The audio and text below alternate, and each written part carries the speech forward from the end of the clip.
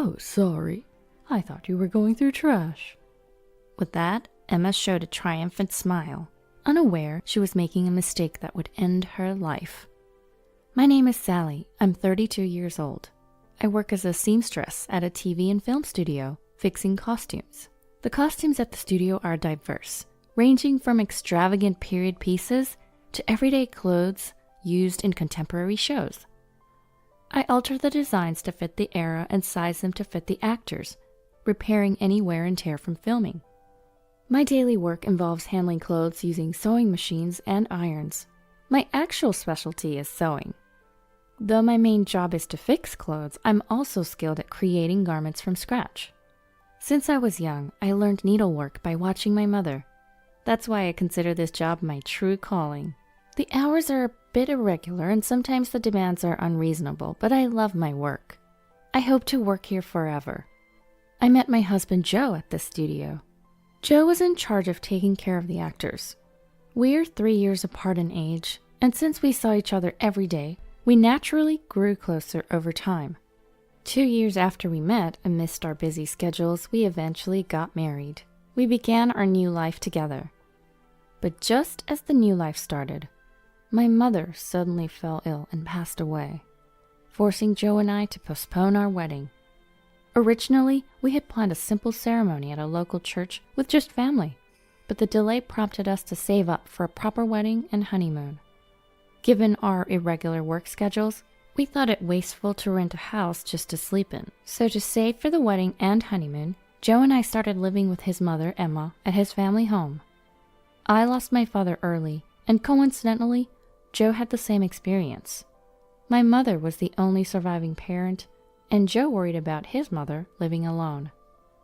I wanted to get along with Emma, but in hindsight, that was the beginning of a nightmare. Emma had no intention of getting along with me. In her eyes, I was no different from a thief who had stolen her son. As soon as we moved in, the harassment began. If I cleaned, "Sally, what is this? It's so dirty. Here, there, and over there. I wonder what kind of upbringing you had. Your parents must have been quite something." I endured the harassment, trying to keep up with the cleaning, even causing my hands to crack and bleed. The strictness regarding household chores was unimaginable. Cleaning, laundry, cooking. If anything was even slightly unsatisfactory, no matter how tired I was, she would make me do it over with a nonchalant face. The more tired I was, the worse the harassment got. No matter how perfectly I did something, she would always find a flaw. I remember scrubbing the sink all night long. It seemed like she was displeased with everything about me. Emma had ordered I do all the household chores. Struggling to balance work and chores, I eventually arranged to work from home. This only escalated Emma's demands. Day in and day out, I was like Cinderella, slaving over household tasks. "Is the laundry done? The curtain upstairs is torn. Fix it.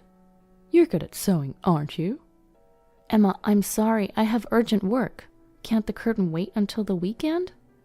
"What are you saying? If it's left like that, who knows what the neighbors will say. Fix it right away." I was doing housework while working, or rather, working while doing housework. Oftentimes, I had to work through the night, because the chores never ended. Emma seemed to thoroughly enjoy watching me become more and more exhausted.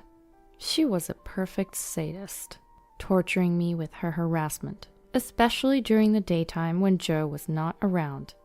The relationship between Emma and I was like that of an owner and a maid. I did all the housework. I had pride and couldn't easily confide in Joe. I did my best to fulfill my role, but more than the physical strain of the chores, there was something even more mentally taxing. Occasionally, Emma would invite neighbors over for lunch, and those were truly like hell. Emma was even harsher in front of the neighbors. From their conversation, I could hear them bad-mouthing me. "Seriously, she's such a terrible daughter-in-law. I have to educate her every single day. My son is blind to it, but I'm not fooled. She's just so unlikable and lacking in common sense." I listened to the neighbors' laughter, chiming in as if in agreement, and thought to myself, who's the one lacking common sense? Once housework is done, it's done, but their harsh words linger heavily on my heart. Honestly, I felt like I was reaching my limit every day. If this continued, I felt like I might lose my mind. But that wasn't all. Jo has an older sister, Sarah, who's 38. Sarah lived with her boyfriend in a nearby town. If I were to describe Sarah in one word, it'd be stingy. She would come to eat lunch at our house almost every day, probably to save money. The worst part was her unannounced visits. Since I never knew when she was coming, I couldn't have her portion of the meal ready. She would casually eat my food and leave. Everything she owned was hers. Everything at her parents' house was hers. She would just take anything that was at the house. Perfect. I was just running out of Kleenexes. I'll take these. But Sarah, I just bought those for Emma. Then I'd get a glaring look. What are you talking about? You're always home, aren't you? Just go buy more. Like mother, like daughter. It's a wonder how Jo turned out so well. The biggest problem was when she would take dinner ingredients without asking. Every time I had to stop my chores and work to go shopping again. One day, I couldn't take it anymore. Sarah, could you please let me know before you take something? Apparently, she told Emma about it. Did you tell Sarah not to come over anymore? What? No, I didn't say that. So you're saying Sarah's lying? Caught between Sarah's lies and Emma's cruelty. Emma alone would be hell. But when you put the two of them together, the mental burden continued. One day, as I passed by the room where the two were talking, I overheard them talking loud enough so I could hear. It's like having a free maid. How nice. I'm jealous. Send her to my house too. Maid? Am I not a daughter-in-law? I had thought of myself as a maid, but hearing it said out loud was unbearable. Something inside me snapped. That night, I finally poured out my feelings to Jo. I can't do this anymore. I've been patient, but I can't live with Emma any longer. Please, I want to live somewhere else. After a moment of silence, Jo said, Okay, we've saved enough money. Let's move out soon. Really? I'll start looking for a place right away. Tears of relief streamed down my face. Unbeknownst to us, Emma was standing right outside our room. We had no idea this would lead to her bizarre behavior later on. From that day on, the days that had been so oppressive suddenly began to shine. I had one dream. I wanted to wear a wedding dress I made myself for my wedding. After all, sewing was my profession. After talking with Jo, filled with motivation, I immediately ordered a large amount of fabric online. I decided to focus on making the dress as my new purpose. That's what I decided. I started sewing the dress secretly in my room, away from Emma and Sarah. But one day, Sarah, who often dropped by unannounced, caught me. Whoa, what's this dress? It's nice to have your own dress. Hey, Sally, I'm getting married in 2 months. Make my dress too. Really? Yes, renting is just a waste of money. I want to keep costs low for the wedding, so please.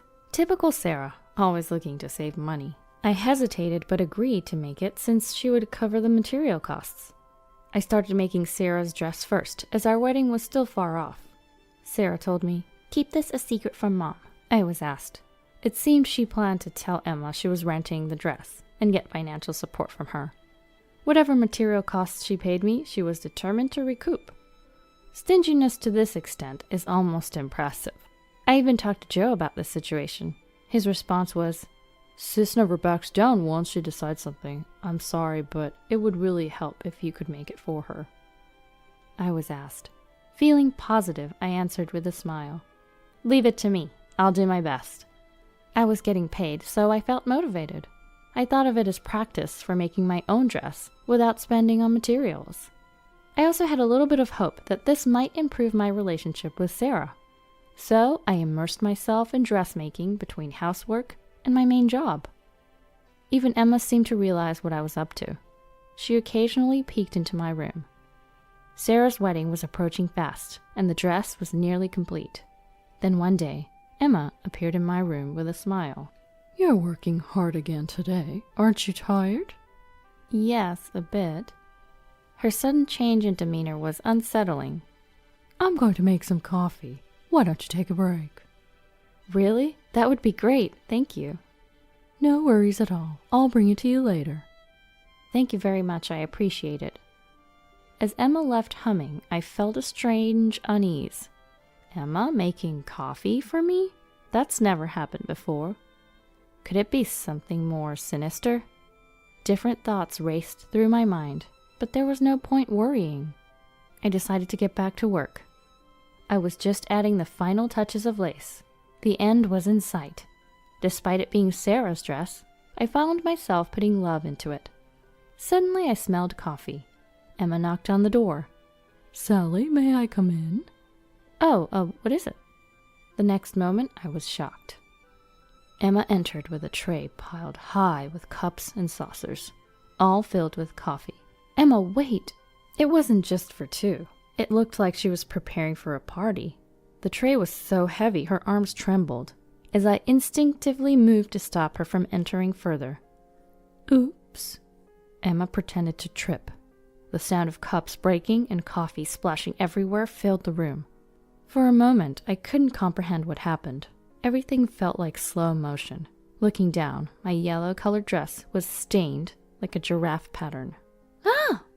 I screamed involuntarily. I didn't miss the brief smile on Emma's face. Oh no, I'm so sorry. It wasn't on purpose. Did you get burned? Wait, is that a dress? I thought you were going through trash. I was speechless. The shock of her actions left me frozen. Then Emma feigned concern. Oh dear, you can't have your wedding like this, can you? My suspicions turned into certainty. Emma was trying to sabotage our wedding. Her plan was to ruin our plans to move out after the wedding. But I couldn't afford to be angry now. I rushed to the bathroom with the stained dress. I frantically rinsed the coffee off. I knew the stain would set if I didn't act quickly. Emma watched with a malicious grin. Need any help? No, I'm fine, I replied coldly. I was in anger and panic. Then someone appeared behind Emma. What's this? Are you bullying Sally again? It was Sarah. No, I just accidentally spilled coffee on her dress, Emma said with apparent enjoyment. This was bad, but the situation took an unexpected turn. What? Are you serious? That's my dress. Wait, what? Emma was speechless. Yours, Sarah? What do you mean? I can't believe this. I had her make my dress. What am I going to do? My wedding is in 2 weeks. Emma was panicking like I'd never seen before. There's no way. While listening to their ridiculous exchange, I continued to wash the dress I had been working on for months for my sister-in-law. As I washed the dress, I thought to myself, I hadn't told anyone I was making the dress for Sarah, so Emma must have thought the dress was for me. She wouldn't have deliberately spilled coffee otherwise. If she had known it was for Sarah, there'd be no reason to ruin it. Joe and I planned to leave this dreaded family home after the wedding. To Emma, I was always the thief cat who stole her beloved son. She couldn't bear the thought of the woman she saw as a mere maid taking her son away. She thought by sabotaging our wedding, her son would stay home. Such petty thoughts led to her bizarre actions. Sarah was furious, blaming Emma and attacking her. How could you do this? Everything is ruined. I can't believe my own mother would destroy my wedding. I'm sorry, Sarah. Please forgive me. I didn't know it was your dress. You don't think I did it on purpose, do you? Emma finally spoke her true feelings. While listening, I pretended not to hear and continued washing the dress. Then, so, you thought it was Sally's dress and deliberately stained it? A man's voice echoed. Everyone turned around at once. Oh, Joe, when did you get here? So that's what happened, Mom? Joe stood there with an indescribable expression. I was so focused on washing the dress and listening to their argument that I hadn't noticed Joe's arrival at the perfect moment. He had been silently observing the ugly quarrel between his mother and sister. Joe slowly began to speak, looking utterly disappointed.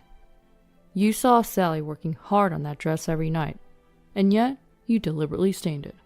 That's truly despicable. It's not like that. This is... Don't make excuses, Joe shouted. Emma and Sarah were taken aback. Emma, in particular, had probably never imagined being yelled by her son she cherished so much.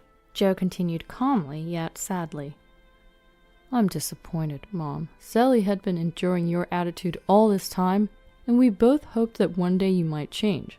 Sally was patient for my sake, because you're my mom. Hearing this, I felt tears welling up.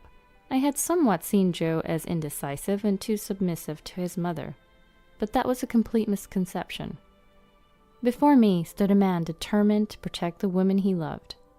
Joe's firm stance, though out of place in the situation, made me fall for him all over again. He continued addressing Emma. And it all comes down to this? I can't just overlook it. Mom, sorry, but Sally and I are leaving this place as soon as possible. I plan to stay here until the wedding for your sake, but I can't stay any longer. This time it was just a dress, but who knows if Sally could be in danger next time. It'll be too late then, Mom. Danger? I would never put her in danger. How can you even say that after ruining Sally's hard work so casually? Joe's anger was palpable, but this was his mother. Instead of using abusive language or an overbearing attitude, Joe quietly vented his anger on Emma. His expression was something I had never seen before, anger mixed with an indescribable sadness. He was denying everything about his mother who had always doted on him. Emma seemed deeply affected. She was speechless, reduced to tears. Emma, who was usually quick to aggressive remarks, was now crying. Sarah was also stunned, alternating her gaze between Joe and Emma. Later, Sarah canceled her wedding. Since it was so close to the date, she was not getting any of her money back. It's not my fault at all. Emma was the one who paid for it, so Sarah wasn't losing any money. Emma seemed to finally regret her thoughtless harassment that had spiraled out of control. The shock of being scolded by her son also left her quite weakened. But the issue wasn't confined to our house. Sarah's sudden cancellation angered her boyfriend and his family. Eventually, Sarah ended up breaking up with him. Emma was continually blamed by Sarah for this outcome. After we left the family home, Emma occasionally contacted us. She was asking for money. One reason she didn't want us to leave was the financial aspect. While living together, we contributed to the household expenses. But Emma had no income apart from her pension. It seemed she had been relying on our money. However, every time Emma called asking for money, Joe refused. Mom, why don't you work? There are plenty of jobs out there. We need to be independent, you and us. Please, leave us alone. Emma pleaded not to be abandoned, but Joe remained firm. His resolve seemed to stem from a sense of duty. Later, Emma started working as a janitor. Her strictness with cleaning seemed to fit the job, which was ironically a bit amusing. Sarah, after breaking up with her boyfriend and moving out of their apartment, returned to live with Emma. She completely stopped working, relying on Emma's part-time income and pension. I saw her once, and she was unrecognizably overweight. Joe and I moved into an apartment and are enjoying our new, happy life. There's no one here to make snide remarks or be sarcastic. Our life now is so blissful compared to our time in that dysfunctional family home. We've finally set a date for our wedding. We decided on a small ceremony with just friends and colleagues, and chose not to invite Emma and Sarah. We didn't want any disturbances, especially considering both are in a dark place right now. But that's just how it has to be. They brought it upon themselves. I've started making a new dress for the big day. It's going to be much more beautiful than the one that ended up with a giraffe pattern.